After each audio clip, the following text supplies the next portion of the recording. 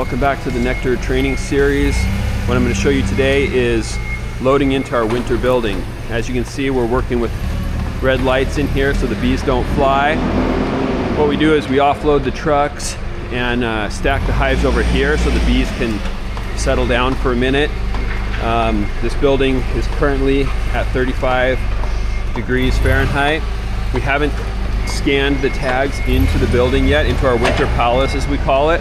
So after we get the truck offloaded and the bees stacked here, we will jump into the app and scan them with the gun.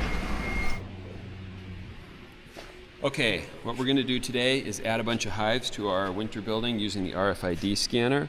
First, I'm going to check in my settings, go to Bluetooth, and see that I'm connected to my RFID gun. Then I'm going to open up my Nectar app, and I can see here that I've got 6,032 in our winter building. I'm going to choose to add hives, and then I'm going to choose the RFID gun option, start scanning, connect to the gun. Now we can see we've got 0 hives. I'm just going to hold down the trigger as I start scanning along the pallets.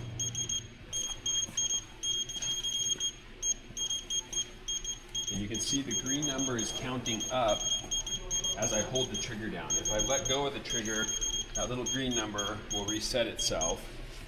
I'm going to let go as I walk around to the other side of the pallets. I'm going to start again on this side. You can see how the numbers are continuing to go up. I'm going to end up here with, I believe, around 140 hives on this side.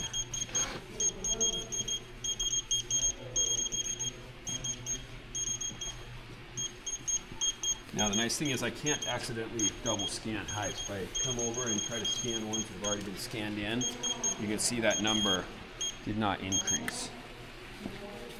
As I come over here and scan ones that have not been scanned, now my number's heading back up. There's those 140 hives that I had expected. I'm going to hit next. I'm going to add those 140 to our winter building. I'll submit it.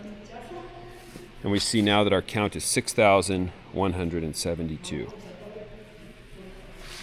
Since we're talking about loading our winter building, I wanted to take a minute here and show you how we handle lost hives throughout the year. So you can see right now we have 15 lost hives out of a total of 16,366 hives.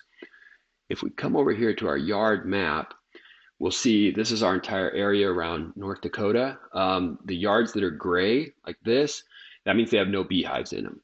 Those that are green or yellow, that indicates how recently we visited that yard. So as we continue to move bees from the field into our winter building, those dots will change from green or yellow to gray. And over time, we should get everything so that the only yard with green would be our winter building, which as of right now, 7,213 hives inside. So we're just about halfway there.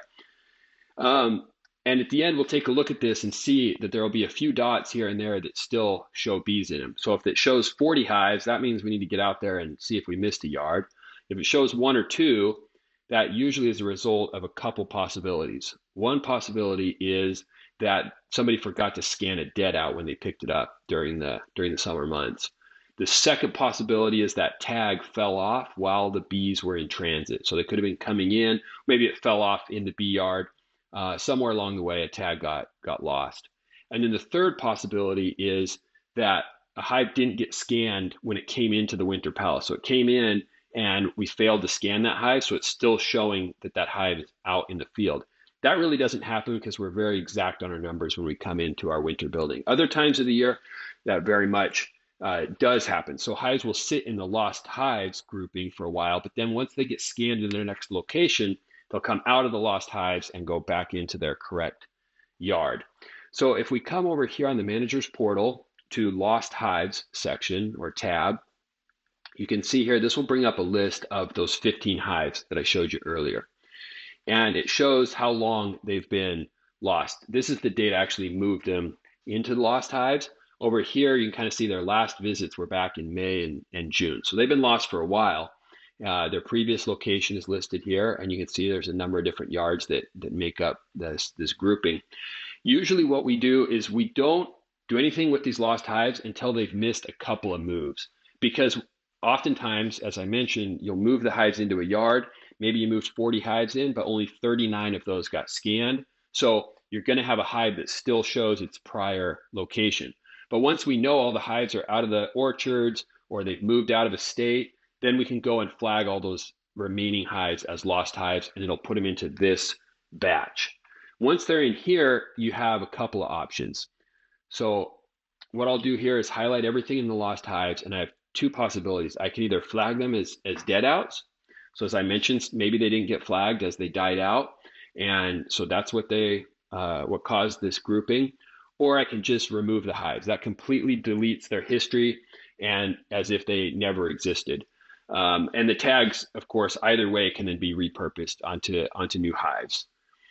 I'm not going to do anything right now because, as I mentioned, we're still moving bees into our winter building, and we might still scoop up some of these lost hives. This number has been getting reduced down. I think we had about 30 lost hives when we started moving in. We're down to only 15. So 15 have been discovered that, as I mentioned, the most likely culprit was a dead out that didn't get scanned, or we just missed scanning some, like a pallet got missed when the yard was moved in.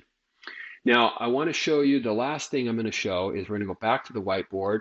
We're going to go back to our yard map, and I'm going to show you a yard in California that still shows it has bees in it. And we know those are lost. So let me come scroll out, zoom out. Idaho. There we go.